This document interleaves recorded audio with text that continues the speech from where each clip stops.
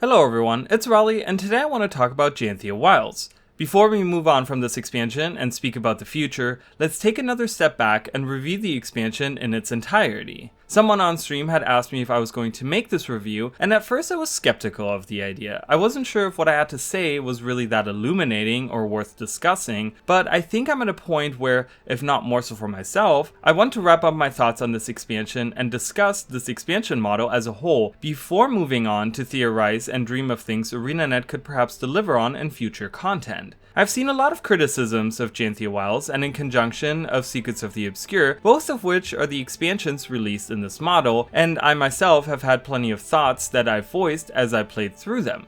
But I think it's time I laid out exactly where I'm coming from with my own criticisms, and as I always say, give some constructive criticisms, so that I'm not just sitting here bashing the game I love. So let's start by reviewing everything we received with this expansion, then talk about the story, the maps, and the general content, and at the very end I will wrap up my thoughts. For this review I will just be talking about the PvE non-raiding side of things. I don't raid, so take that into account. Also, there will be major spoilers for the story and the content of this expansion, and Secrets of the Obscure as well, so just be aware of that. Well, with all that said, let's just get right into it. Let's start by looking at everything we received with this expansion. We got 4 maps, 2 of which came with the initial launch, and 2 were released with later updates.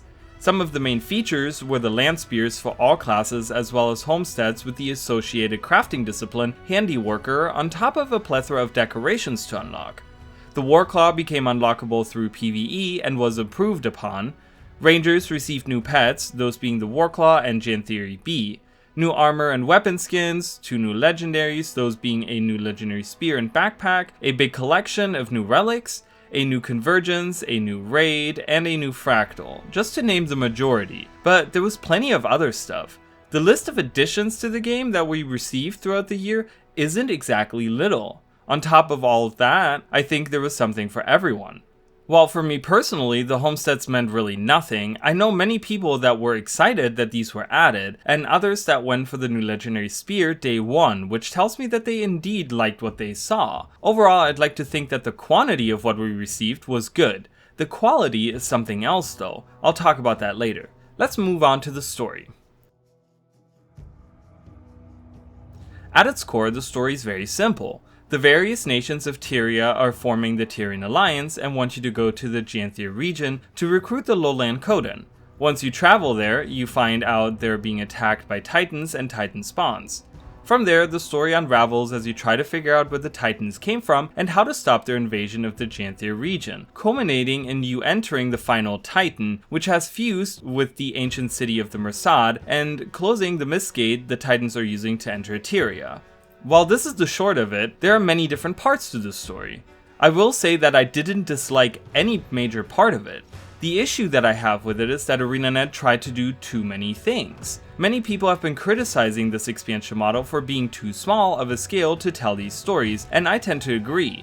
But more so as a lover of the lore of this game, it seems to me that in this new expansion model, ArenaNet is trying to tie up various lore threads and questions from not just the first game, but questions that have risen throughout the second game's lifespan, which is somewhat unfortunate.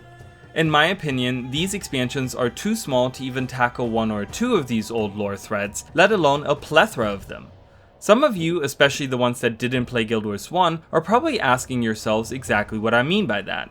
Well, let me give you some examples. I know this review isn't about Secrets of the Obscure, but I fear both of these expansions suffer from mostly the same issues, so I will start there. Here's what ArenaNet tried to wrap up, so to say, in Secrets of the Obscure. What is going on with the Wizard's Tower and Niskaran, which revealed to us the Astral Ward and the Wizard's Court, and pretty much the entire premise of Secrets of the Obscure. Soja's story, which ended with her disappearing from the story as quickly as she had re-entered it, not appearing at all in the later content of Secrets of the Obscure. What happened to the Wizard's Folly Tower, with us rediscovering it and learning that it's part of a defense system of sorts. The origin of the Bastion of the Penitent, and with that the connection to Deimos. The origin of Deimos, Canaxi, and the Oni, which led to the reveal of the Cryptas.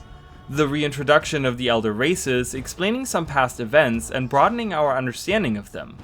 the home realm of the Mersat, Nyos, and how the Cryptos rule over it now, explaining Turiasa's obsession with Ascension, where we find out that he was at the tower at some point and witnessed the Ascension ritual of the wizards, and more. Now this is just listing the older threats that the story tried to tidy up, and not all the story points that were introduced in that expansion and then also had to be finished up. In comparison, let's look at what Janthir Wilds tried to do. Show us the Janthir region as a whole, which had been a mystery since the first game. Take us to Bavanissos, which was an even older mystery dating back to before the first game even released. Give us insight into the Seer/Mersat war and the origin of Spectral Agony. Finally wrap up what little story the White Mantle had left to tell, in conjunction with the origin of the White Mantle and what happened in the village of Gavril. Show us what happened to the final pieces of the Bloodstone, and telling us the Mersat side of the prophecy story from the original game. Unraveling Waiting Sorrow's story, which started in Secrets of the Obscure. Having a final goodbye with Mabon, whose sudden death in Secrets of the Obscure left many people annoyed. Bringing the Scepter of Ore to the forefront of the story and finishing its story by leaving it in the mists. Having the Titans and the Foundry of Failed Creations reappear, and then wrapping that story up for the second time in Guild Wars' history, among many other things. Once again, this is just mostly old stuff. This is not even tackling the new story threats that were introduced into the story with the expansion. In my opinion, the scale of the story is way too small to finish any of these things. I think most of the threats that I listed didn't get the time and recognition they so deserve, with many of these plot points being some of the veteran community's favorite subjects. ArenaNet seems to want to quote-unquote listen to the community on things they want to see, but perhaps tries to do too much of that in these expansions? Why are we tackling so many important subject matters for the world and history of Tyria in these much smaller in scope expansions, when it's clear the resolution to these things will be lukewarm at best? As I mentioned earlier, instead of just sitting here and crapping all over someone else's hard work, let me take the time to outline how I would have liked to have seen either of the expansion's scope of the materials. Secrets of the Obscure is rather easy to split up. In my opinion, it could have ended with us defeating Ceres. We didn't need Nyos. In my opinion, Nyos and the potential the Cryptos had as enemies were completely wasted. I would have rather seen maybe a different third map added that perhaps combined elements of Skywatch Archipelago and Omnitas, since we know there were more fractals that the Astro Ward was doing research on, and perhaps maybe show us some more bastions that have been abandoned in some form. Then they could have released this new third map on the first post-launch update and taken the other two updates to finish up the story with Ceres' death being the end to the whole expansion, while bolstering the established lore and story and make more of what was already introduced in the initial launch. There was plenty of interesting ideas and story threads that could have led to a much more compact and in-depth expansion, rather than adding a whole new realm where none of the events had anything to do with what was released at launch. Most of the characters that were introduced in the initial launch of Secrets of the Obscure didn't play any role in what happened in Nyos, and at the same time, Nyos introduced a plethora of new characters that weren't really developed in any shape or form because they only lasted for those 3 updates and are now forgotten once again. These two sides of the expansion felt so foreign to one another, so Secrets of the Obscure could have been at least 2 different expansions. Secrets of the Obscure, and War in Nyos. If we had a whole expansion that just dealt with the civil war in Nyos, and we had more maps and time to develop the characters there, I, as a lover of the lore, am convinced it would have been much more coherent and enjoyable to play through. Okay, that's Secrets of the Obscure. What about Janthir Wilds? Well, the same applies here, unfortunately. I think the story of Janthir Wilds didn't need all the backstory to the Mersat and the inclusion of Mistburnt Barrens and Bavanissos. I know, shocking for a lore content creator to say, but hear me out. We had Lowland Shore and Janthir Sintry as the initial maps. Then we got Mount Belrior as just a raid/convergence map. What if Mount Belrior was the third and final map for Janthir Wilds, with the end to the story here being the defeat of Greer, Decima, and Ura? Let's be honest, Janthir Wilds didn't really have a satisfying ending because we technically already defeated the bad guys during the first post-launch update Godspawn, where we killed the 3 main titans that were invading the Janthir region at large. It would have been nice to have finished the story there, have Mount Belrior as an actual open world map, and perhaps give us more good open world content in Janthir Sentry. More on that part later. At that point in time, we hadn't tackled too many issues. While yes, we learned more about the White Mantle's history, I think including Mistburnt Barrens and Bavanissos muddied the waters even more because we now included many different events in the history of Tyria that all had to be explained, and like I said, it seems like ArenaNet is forcing themselves to finish up as many of these plot points as possible, so all of those had to come to some kind of conclusion. From what I could tell, a big majority of the player base started to lose interest in the story once we traveled to Mistburnt Barrens. In the Repentance release, many new elements started popping up that seemed to be important, but just confused players that didn't play Guild Wars 1, and I'm sure many asked themselves, why was any of it so important? And that is because there wasn't enough content that actually explained any of it. I myself made a History of the Titans video since ArenaNet chose to not explain their involvement with history at all to non-Guild Wars 1 players, and these were the main bad guys this time around. You can't expect everyone to do their own homework just because you want to include such a vast amount of lore threads in your self-proclaimed smaller expansions. So I think Janthir Wilds could have also been 2 expansions. Janthir Wilds, which deals with fighting Greer, Decima, and Ura in Lowland Shore, Janthir Sentry, and Mount Belrior, and then we could have had another expansion like, let's call it Ghosts of the Past, which dealt with everything Mersat and Bavanissos, and wrapping up the Titan story there. The end to the expansion was pretty anticlimactic, but that is because of what I described earlier. The actual actively doing something bad guys of the expansion had already been defeated, so even if they returned at full strength, it wouldn't really have made a difference, since we could just defeat them again. If this was a separate expansion, they could have made Cybus a much more threatening enemy, and made Bavanissos what it was actually supposed to be. I'll talk about maps in a minute and explain what I mean by that. The Foundry of Failed Creations was one of my biggest disappointments of this expansion. That instance of just going in and killing 3 random shadow dudes that we were supposed to understand were the 3 White Mantle whose story was laid out throughout the whole expansion, and just killing them real quick was beyond anticlimactic. We then turn around without turning off the Foundry and leave. The end. Yes, we get a big goodbye with Mabon, but I just imagine someone that didn't play Secrets of the Obscure asking themselves, who the hell is this guy anyway? It was a pretty bad ending, and I think it doesn't matter how much ArenaNet wants to claim that this model is sustainable, this was a result of developer crunch, hands down. I know they want to do self-contained stories in these expansions, but as I said earlier, the scope of what they're trying to do is simply too large to just wrap up in one single year of releases. When I look at the old expansions, I can tell you that ArenaNet didn't try to do the same back then. There were things that returned from older content and perhaps things that were wrapped up, but Heart of Thorns, Path of Fire, and End of Dragons all seem to introduce mostly their own plot points, which a majority of them by the end of that expansion or their attached Living World seasons had been resolved in some shape or form. There wasn't this massive need to include as much of the old-timey lore and trying to tie up all those loose ends on top of creating new story threads and character arcs. ArenaNet was able to focus on the characters and the story they introduced at that time and didn't need to dilute the content with so many distinct aspects of the lore and history. While I understand the idea of having self-contained annual expansions, I think there's something to be said about perhaps connecting these expansions and having them build off of one another. It helps boost sales, because let's say someone buys the Ghost of the Past expansion, but didn't play Janthir Wilds, and they hear about 3 titans that invaded the lowland shore of the Janthir region. It could drive those same players to go ahead and purchase that expansion to understand the story more. For a second, it seemed that this is exactly what ArenaNet wanted to do, since at the end of Secrets of the Obscure, the Eye of Janthir showed up. The Eye had been a mystery for 2 decades, and it got people excited and hooked on what was to come next. The issue? Well, the Eye never appeared in Janthir Wilds, and we still, even after finishing the entire expansion, don't really have an explanation as to why it appeared in the first place. So what seems to have been this connecting thread between these 2 stories fizzled out and didn't lead anywhere.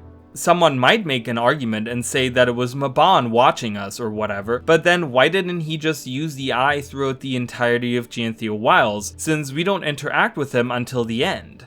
It was definitely a strange choice. These expansions aren't really that self-contained anyways. If someone didn't play Secrets of the Obscure, they wouldn't know who Isgarin, Waiting Sorrow, the Astral Ward, or even Mabon are, and those are some major players in the story of Janthir Wilds. So these expansions aren't as self-contained if we are reusing the same NPCs across different releases. Alright, so let's summarize. I would like to see smaller scopes for these expansions, with less tying up of various issues and leftover lore threads, but rather focusing on strong and compact stories and characters. Next up, let's talk about maps. Now, I have touched on maps a little bit here, but I want to go more in depth with it. During the initial launch of Janthir Wilds, we got the Lowland Shore and Janthir Sentry maps. I think most players will agree that the Lowland Shore map is one of the best maps they've added in quite a while. Why is that though? Well, I think there are different reasons. For one, the events are varied. This has been a criticism of mine for maps for a long time now. Events here feel varied, meaning that wherever you go, there's stuff to do and it isn't always the same thing. Whether it's the dance event in the Harvest Den, the various arena events, rifts, a selection of champions across the map, races, fishing tournaments, the Bog Queen event chain, just to list a few. That's not all though, it's also nice that this map simply feels more chill. Nothing is actively destroying the area, and it doesn't feel like the end of the world every 30 minutes. But rather, it's the Lowland Coden living their everyday lives, and we, as the Wayfinder, run around and help out where we can. It feels like we're back in Queensdale in a way, helping farmers tend to their crops and things of that nature. It certainly was an amazing introduction to the Janthir region. If I had to give it one piece of criticism, it would be that I would like to see more chained events. When Guild Wars 2 originally came out, the developers explained in some of their pre-release trailers that they didn't want traditional questing, but rather have Renown Hearts give you guidance on where to go, and have events tell the story of the world and make it feel more alive, as certain towns could be taken over by enemy factions and you have to win them back, and so on. One of their points was that events were supposed to take you around the world. If you followed a certain chain of events, you might end up in a completely different area by the end, that you could then explore and find new events or Renown Hearts to do. And I remember when I first played Guild Wars 2 all those years ago that this is exactly what happened. I would see an event and help clear it only for it to chain a couple of times, and I end up in a separate town or camp, and I now have leveled up, but I'm also not looking at the exact same field I was just standing in, but I'm now in a new area that I can explore. It made the whole thing feel like an adventure. ArenaNet has somewhat taken a step back from this. Many events in Lowland Shore are just these one-offs. It would have been nice to help one NPC that then went on to move to another location where they would need help again, and you naturally move through the map by completing events. The best example of this is the Bog Queen event. I really liked it. You unravel this mystery of the bog and at the end have a cool boss fight with some great mechanics. I wanted more of that. Nonetheless, I think Lowland Shore did much better here than any of the Secrets of the Obscure maps. In those maps, 95% of events were just killing cryptas. And to top it off, the Rift events were exactly that, so they added more Killing Cryptas events on the already existing Killing Cryptas events, and it became stale incredibly fast. Then we move on to Janthir Sentry. This is where things become problematic at best. While once again we don't have many chains of events, we went back a step in variety as well. For example, right at the start of the map, the event Help the Coden Gather Foraged Plants and Animal Meat has 6, that's right, 6 spawn locations within a small radius. Similarly, the Clear the Elementals and the Clear the Bloodstone Elementals events both have 4 spawn locations, and once again, they're just about killing enemies and nothing else. Those are the majority of events, and there are only a couple of chains. My favorite event on this map is the Guiding Star Expedition chain, which is first of all one of the only chains, and it does exactly what I described earlier. It takes you from the camp to a new location on the map, making it feel like a little adventure. Other than that, this map gets stale super fast. The northwest area, known as the Sulphur Springs, has only one event that spawns a champion. there's literally nothing else to do in that area. That is about 1/4 of the entire map that sees no use whatsoever. Don't get me wrong, Janthir Sentry is one of my favorite maps that ArenaNet has ever designed. I love the music, the atmosphere, I love the look of everything. I simply enjoy hanging out in this map, but content-wise, it is probably one of the dullest. Originally, I thought the Godspawn release, which was the one release that didn't add a new PvE map, would be the update where they strengthened the existing maps by perhaps adding new events or tweaking other things, but the initial maps were not touched at all in the post-launch updates, which left a bitter taste in my mouth. Then there is the world boss. While I don't mind it, from what I can see, not many people run it. The appeal nowadays for doing world bosses is that you can do them super fast. You don't need coordination or organization, and most world bosses do not fail. Power creep has taken over the older content, and it leaves Greer and Decima as one of the harder world bosses to finish. It takes two somewhat organized groups, and I'm guessing most people would rather skip it and go to a world boss that they know won't fail.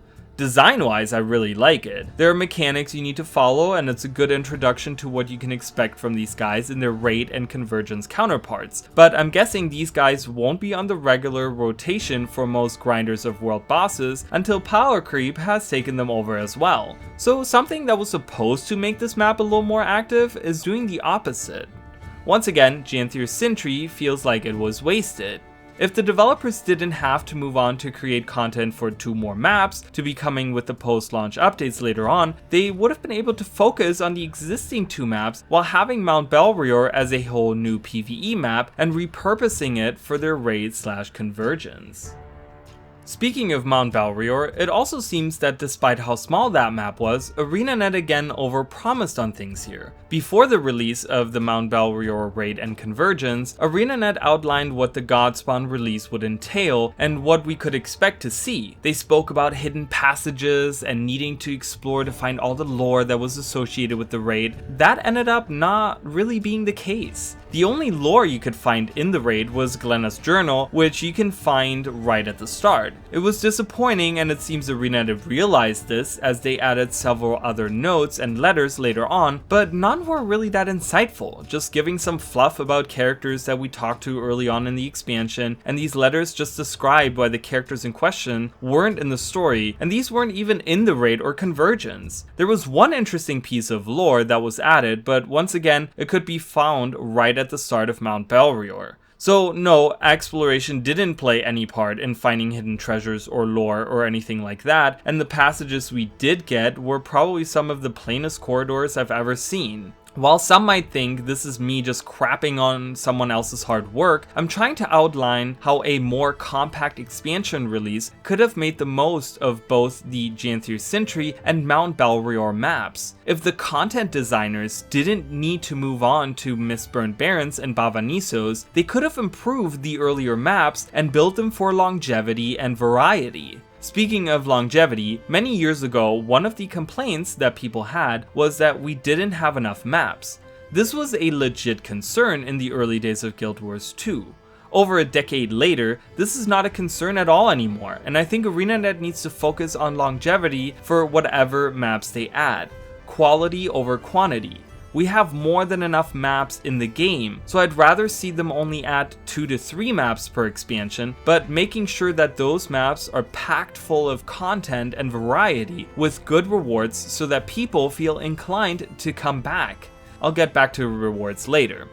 Let's move on to Mistburned Barrens. I personally love this map. Being able to go to the fabled city of the Mersad was a dream of mine for a long time. Finding out more about the Mersad and Sierra War and reading all the lore, seeing the Golden Lake finally, it was fantastic. I already gave my thoughts on how I think this negatively impacted the story of Janthir Wilds as a whole, but let's talk about the actual content. The main core here are the 3 expeditions that tackle different areas of the map. While I have heard people say that they like the variety and that there's always something going on, I have to disagree. Yes, I think for the first few days this map felt pretty okay. Unfortunately, this one suffered from just simply being too small. You could complete every event on the map within about 30 to 45 minutes, and that is if you aren't speedrunning them. Once you sit on this map for a few hours, you have seen pretty much everything it has to offer. So how do we get players to stick around? Well, what about rewards? You could get a nice reward chest for completing any of the 3 expeditions. The issue here is that the only worthy thing to get out of those is the Bloodstone Infusion that has what seems like a 1 in a million chance to drop. This has been ArenaNet's MO for many years. The top rewards to go for were always these infusions that have a beyond awful drop rate. In my over 10,000 hours of play, I've never had an infusion drop from any of the open world PvE content. This is not an incentive to play your game. It never has and it never will be. Anyone that has played Guild Wars 2 for an extended period of time, which many people that are in Mistburn Barrens, who probably have played a majority of the content, understand that very well. The other things in this map are the mirrors that take you to a chest you can open. Nothing here is really worth sticking around for though, and my fear is that this map will become the Gyala Delph of the future. In a few years from now, I doubt many people will be in here doing any of these events. Mistburn Barrens, much like Janthir Sentry, doesn't have variety or longevity. You have to have one or the other to give some kind of incentive for your players to play the content. I wish I could say more for this map since, like I said, I really loved it personally, but I completely understand where many of the complaints are coming from. Then we move on to the final map of this expansion, and oh boy, do I have some thoughts on this one. Let me start by saying the idea of what it was supposed to be is amazing. I cannot tell you guys how much having a whole city merged with a titan as an idea gets me all tingly inside, but the execution? Subpar at best. First of all, as I described earlier, I think this map just suffered from crunch and having the content design team stretched because they had to design content for 4 maps, possibly even having moved on to the next expansion or other projects. Secondly, I think this map is the first in this expansion that shows obvious cut content. While many players have already noted that the meta event is not only short, but is just as anticlimactic as the end of the expansion story, or the Zaitan fight, yes ArenaNet, we will never forget, there's obvious signs that this was supposed to be much larger. When looking at the map, one can see not 3 lanes, but 5. Yes, there's literally 5 places that indicate some kind of boss fight was supposed to happen, but only 3 were used. The worst part about this is that the 2 boss arenas that weren't used have the most lore impact out of any of them. One of the arenas is covered in bloodstone. Yeah, you know, the bloodstone that played a huge part in the White Mantle and Mersat's history. We hear that the keystone, the final part of the bloodstone, quote unquote cracked, but we never get to see it. What it looks like to me is that Lexstallion, the Gorseval reuse, was supposed to be the boss in the Bloodstone arena. It would have made way more sense since he is the one that mentions the Bloodstone. Then there is the last arena, which is surrounded by shadow creatures. I'm not sure what exactly was supposed to appear here, but I think whatever it was would have been tied to the Foundry of Failed Creations and perhaps Menzies, who is the leader of the Shadow Army that we see in the Foundry area. At its fullest, I think the meta event here could have had a major impact on the lore of the game and could have been the finishing touch on some of the lore plots that ArenaNet wanted to tie up in this expansion. Alas, we're left with an unfinished, unsatisfying, and confusing meta. Then there's obviously the question of the Foundry. In the story, we enter the mist, and it's short and weird and over before you know it, without us even interacting or turning off the Foundry. In the open world, the gate doesn't even play a role. The meta event comes to a sudden stop. It's incredibly unsatisfying and makes you wonder if what you did even made a difference. The map itself has a very Giga-ish design, which is really cool, and like I said, before the release of Absolution, reminded me a lot of the Realm of Torment, which works great considering we were going exactly there. But it's so empty. I mean, yes, there are events, but again, not that many, and a lot of them spawn an abundance of enemies. Far too many to be able to solo them, so in a few years, this will certainly become a problem, I'm sure. And of course, there are no chains. Nothing feels like an adventure here. But wait, what's this? Oh yeah, we get a cool jumping puzzle. I really like this one. It reminded me of CORSAIR jumping puzzles, and that is not a bad thing. I love the length and the difficulty. Unfortunately, it doesn't really add that much to the table. We get a little bit of lore on a character that we know nothing about. Again, a character that could have been developed and made really interesting if ArenaNet didn't squeeze 25,000 different plot points and characters into the story. Obviously, I'm exaggerating, but you get my point. There isn't much else to talk about. Cyrus didn't feel like a bad guy since he didn't do much in the first place and wasn't developed at all. I don't think anyone really felt the need to kill him since we don't even really interact with him. Just slash away at the organs, which could have been anything else and it would have made no difference. Overall, when it comes to the maps, just like the story, you can see a clear drop off in quality. Let's move on to the other content that was added in this expansion. Okay, let's go back to the Convergence for a second. Before it released, ArenaNet made a blog post about it and the raid. On paper, I love the ideas. One of the major points here was the randomization. You could encounter different bosses, yes, but also various weather effects, and it would change the layout of the map, or so they made it seem. Unfortunately, the randomization is pretty bland. It doesn't add much in terms of variety to it at all.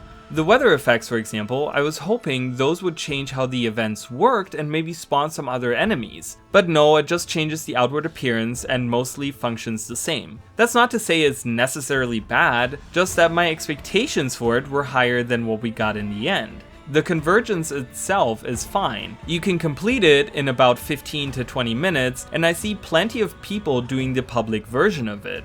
Variety was added in the way of bosses, as you can now encounter Greer, Decima, or Aura as final bosses. I suppose beside variety, I would want Convergences in the future to maybe need a little bit more coordination. I'm not saying you should need a commander with a full 10-team setup of perfect boon distribution, but as it stands right now, you can just jump in, not talk to anyone, and go do whatever knowing the Convergence won't fail. The timer is the only barrier here, and even that doesn't really seem to be that worrying of an issue. I think Convergences are the new strikes in the sense that they are supposed to be the bridge between open world PvE and endgame PvE raids. So it would be nice to have a little increase in difficulty over a regular meta event in my opinion.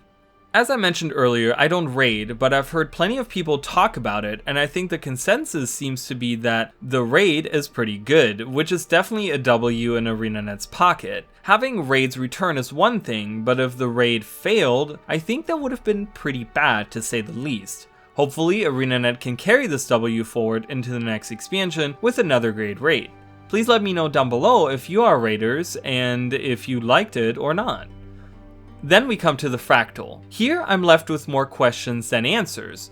First of all, everything in this dungeon is reused, but not just a regular reused, but a blatant copy and paste. This might seem like a complaint, but that's not really what it is. Let me explain. The fractal is a part of the BR Marches map cut out, filled with old enemies, tiny bits of dialogue and voice acting, and the boss is also from Icebrood Saga. Now, I could understand if someone complained about it being a simple copy and paste job, I really could, but my question to ArenaNet is, if you are willing to release a fractal with such minimal work put into it, and such obvious and blatant copy and pasting, without much creativity added at all, why do we only get one a year? Let's be honest, this barely needed any development work. The only thing that perhaps took some time was the voice acting. Other than that, everything else already existed in the files of the game. Okay, maybe writing some of the dialogue and the lore snippets, but I've already written more in this review today than there was lore in the fractal, and I've only been at it for a couple of hours. So I think it would be feasible to create a plethora of fractals if this is what we will see in the future for them. Don't get me wrong, I really want some well thought out fractals with unique maps, mechanics, and bosses, but all I'm saying is if this is the future of fractals, then we should see 3 to 4 of them a year and the fractal level raised to 200 or something along those lines. I think this is where ArenaNet needs to make a decision. Do you want to just reuse assets from within the game and just cut out parts of a map and use that, almost like Dragon Response missions? Or do you want to keep making unique experiences while broadening the lore with small isolated events from across the timeline? I think most people would prefer the latter, but again, if the former is what ArenaNet needs to have for the game to be sustainable, I would be okay with it. Some of you might have noticed that I haven't mentioned Masteries not once this entire review. In my opinion, Masteries have been a mess since post Heart of Thorns. Originally, Masteries were supposed to be the horizontal progression system, but they're not. These days, they just serve to act as time gates for the features we receive with the expansions, at least initially so, and then enhance the experience in some way. Looking at all 4 lines, we have Homesteading, which deals with the homestead and decorations, Lowland Coden, which deals with the land spears and currencies of the expansion, Warclaw Mound, which is the way of unlocking the Warclaw and its abilities, and later on we got Mersad Shadowcraft. So as you can see, the first 3 literally deal with the advertised features of the expansion. It's a way to time gate and keep people on the expansion maps and make them work for these features rather than have them get everything outright. I mean, I understand where they're coming from, but is there a better method? Probably. For me, Masteries have somewhat failed throughout their lifetime because past unlocking stuff, they don't have meaning anymore.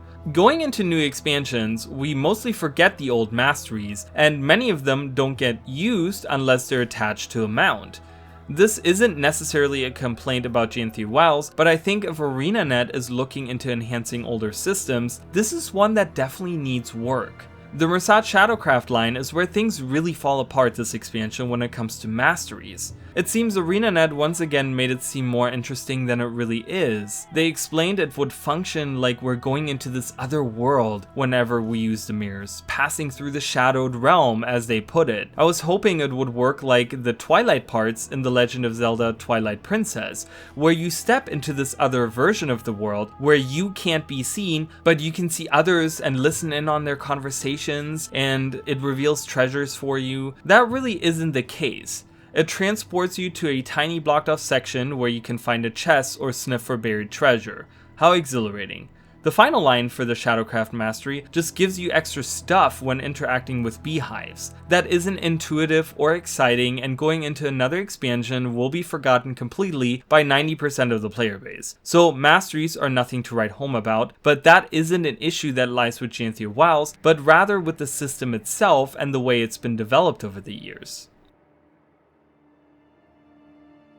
Next up, rewards and achievements. I actually like these. I mean, we got so many armor and weapon skins, and they retroactively added a bunch of spear skins. I looked over the list of skins that were released through both the content and the Wizard's Vault, and there is a ton of them, so that is really nice to see. There's something for everyone, I'd like to think.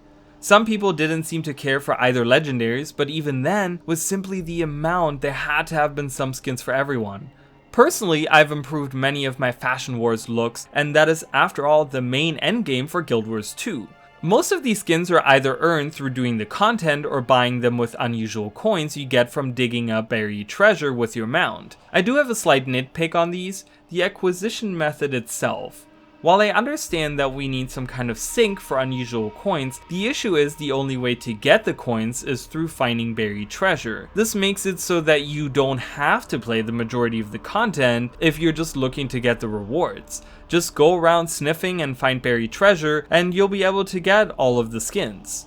One thing the Absolution release did right was having a tiered weapon set. The initial set can be unlocked by purchasing them with unusual coins, but the second tier needs to be crafted and requires materials from the whole expansion. I really wish all of the previous sets worked this way too. It's just a slight nitpick, and you can choose to just do the content and hope you get the weapons as a drop, but it just seems like an easy way to not engage in the content. Let's talk a little bit about the sniffing part. I really love this feature. It's so relaxing to go around each of the Janthir maps and finding loot casually, and this is the one aspect that does help you travel around the maps and engage in various activities. The rewards, in my opinion, are decent too, since it takes no skill, but you can unlock many of the new weapons and even get some ascended gear through opening buried treasure. So as you can see, this going around sniffing and digging up treasure seems to have two sides to it. One could argue it helps you avoid doing content since you can buy most of the skins with unusual coins, but on the other hand it helps you travel around the map to see all of the content and engage with it as much as possible. I think the argument could be made for either. What do you guys think of this particular feature? Besides weapons and armors, there are also a bunch of new minis, which isn't my cup of tea, but I do know of some collectors that like these, and of course the infusions, which I gave my opinion on earlier. Overall, there are a lot of things to go for, which is nice. The achievements as well are actually really good. I love the side stories this time around. I want ArenaNet to really go ham on this type of post-story content in the future. I think the side stories are really engaging and help broaden the lore and stories of characters and areas you travel through, making it much more memorable. It's super fun seeing a distinct part of the story that doesn't deal with the issues at hand. When I talk about making more compact and in-depth expansions, this is exactly what I mean. Not to spoil anything, but my favorite side story was the one about the cryptid, where you go around Lowland Shore investigating rumors of a cryptid that is scaring the local townsfolk. It's fun to be able to take your mind off of what is happening in the story and engage with something fresh for a second. Other than side stories, I think the achievements are pretty decent. There's nothing too tedious and most seem fairly standard, and the amount of them is fairly good as well. The thing is that if the content wasn't so dull and scarce with some of the releases, the achievements could be even better, as I feel like these go hand in hand, but I've already given you guys plenty of my thoughts on the content itself. This is definitely one part of the expansion that would also benefit from the expansion itself being more compact and in-depth. I hope I'm making a point that indeed we need not just smaller expansions in the sense of quantity, but also scope. Yes, we don't need world-ending events, that's fine, but we also don't need to have every single lore thread that might be associated with the subject matter in the story and have it be resolved. Stick to smaller things, introduce a couple of new characters and stick with those.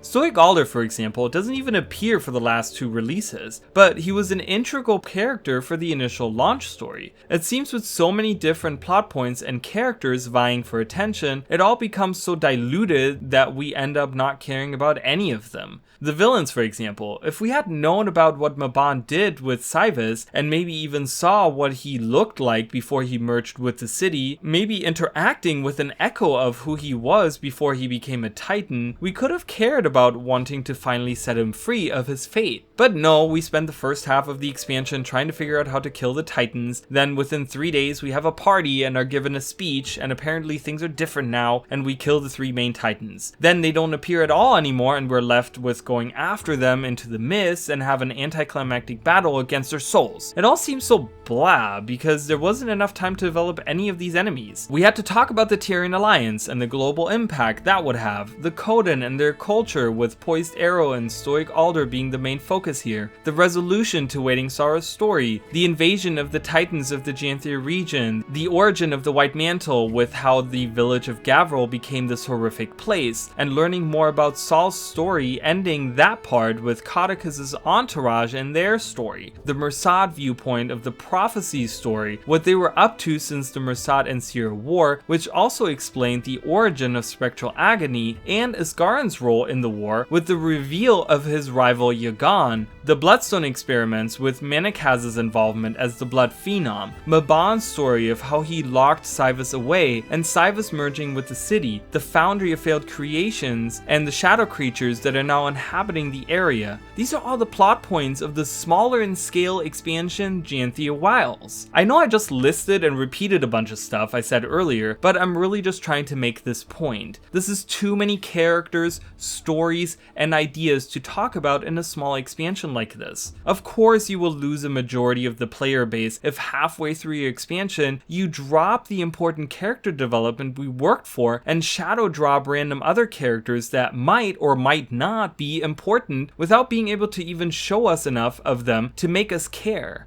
Individually, I loved all of the plot points, and in a regular sized expansion with a Living World season attached to it, I could totally see this work out. But I think ArenaNet needs to learn that with smaller expansions comes the responsibility of telling smaller stories in both size and scope. If they let their developers work on less maps and make those chock full of content while only using a set amount of characters and villains in the story, these expansions would feel much more satisfying and in my opinion would be much more sustainable, not just from a development standpoint, but also from a consumer standpoint, which is a huge thing to consider. If they can work on these issues, all the other things will slowly be elevated as well. Less maps with more variety and content like the side stories, and characters and enemies that we stick with throughout the entire expansion, and developing them properly can make this expansion model work. I'm not sure what ArenaNet has planned for the future, and my hope is that they will be more transparent as time goes on, as we, the consumer of the game, need to know what we can expect from this game or other projects they might have in the works.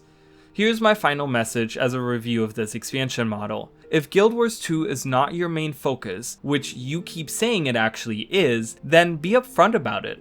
Stop setting our expectations higher than they need to be. If you're working on another game, ArenaNet, then your amazing community will support you in any way we can, and I think most would understand that perhaps the size and quantity of releases for Guild Wars 2 will become lower, which is a fine trade-off if we know something else is coming in the future. But as of right now, you claim that Guild Wars 2 is your sole focus, so then I think we can expect more in these expansions. Anyway, I'm not here to just simply bash on someone else's work, because I know there are passionate developers that truly care about making an amazing game, and that is where I'm coming from too. I want Guild Wars 2 to reach the potential it has. What do you guys think needs to change in the future? What are your thoughts on Janthir Wilds as a whole, and on the entire expansion model as a matter of fact? Please let me know down below. If you stuck around for this long, I just want to say I really appreciate it. If you care to talk more or just want to hang out, we have a new Discord server. The link is in the description down below. Anyways, thank you guys so much for watching, and I will see you all later. Bye guys!